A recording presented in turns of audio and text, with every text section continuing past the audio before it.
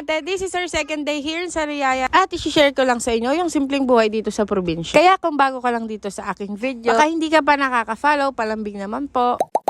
Kamusta ang lahat? Second day na namin dito sa Riyaya. Ito pala yung bakasyon namin nitong Undas 2023. So, lumawas nga kami dito sa probinsya noong October 27. Kagustuhan namin hindi masabayan yung heavy traffic pagka nag-uuwian ng bakasyon. Kaya, for today's video ay magbabago naman tayo ng view. Lagi na lang tayong nasa bahay. Ito nga kami tumuloy sa bahay ng tito ni Kadjo. Tingnan nyo naman kung gaano kasarap yung buhay nilang nagsiselfone dyan. Tapos ganito yung view mo. Tapos walang mga usok, 'di ba? Ang lakas pa ng hangin. Kaya pagka nasa probinsya, masarap tumambay sa labas kaysa sa loob ng bahay. Kaya nga rin kami nasa labas kasi nga nandito lang yung signal. Palibutan ka ba naman ng mga puno at damo? Sarap ng buhay, may papitik-pitik pa ng paa, akala mo walang bayarin.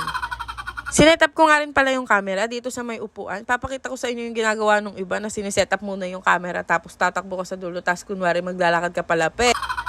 Tapos ito namang si Kadjo, binibida pa yung manok, kala mo naman talaga.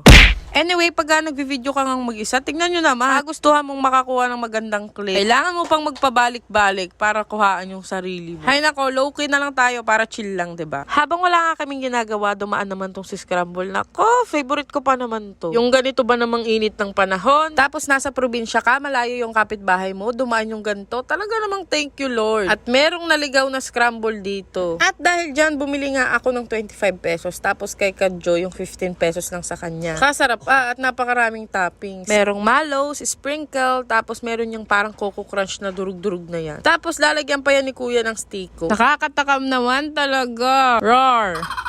Ilang araw na nga kaming nakauwi dito sa Manila. Wala pang dumadaang ganito. Favorite ko palang nilalagay nila sa scramble yung milk powder nila. Quality, diba? Ibang-iba yung sarap pagka may gata. Hay, ang sarap namang bumili at kumain uli niyan. Napakainit pa naman ngayon. Dahil nga wala na tayong gagawin, tambay na naman kami dito sa harap ng bahay. Titingnan ko nga tong mga baka tsaka kambing. Buti pa sila never mauubusan ng kakainin. Napakalawak ng kanilang kakainan. Damo lang, sapat na. Tapos natanong ko nga tong si Kadjo. Ako, napakainit kung saan nagpupunta. Wala pang dami. Galing ata to ng tindahan. Medyo malayo kasi yung tindahan dito. Pero nalalakad naman. Fast forward na nga tayo kinagabihan nga ay kumain kami dito sa May Anet, Lumihan. Ang pinagmamalaki ni Kadjong Lumihan kasi nga masarap daw dito. Nung mga araw nga na nagstay sila dito sa Sariaya, may inasikaso kasi sila. Dito sila halos laging kumakain. Pansin nyo ba yung mga simpleng kainang ganito? Yung ganito yung mga vibes, diba? Ganito yung mga masasarap kainan. Lalo na pagkapapunta ka ng mga probinsya. Hindi nga Lomi yung pinunta namin dito dahil iba nga yung kinakain nila ditong masarap. Meron din sila ditong chami tsaka tamis anghang na pansit. Binilan nga lang ni Kadjo si Aki ng barbecue para mauna na siyang kumain. Tapos ito yung kanilang tamis anghang, napakasarap. At kung makikita nyo nga, napakarami pa nilang toppings. Tapos samahan mo pa ng gantong sausawan, nakapanalo.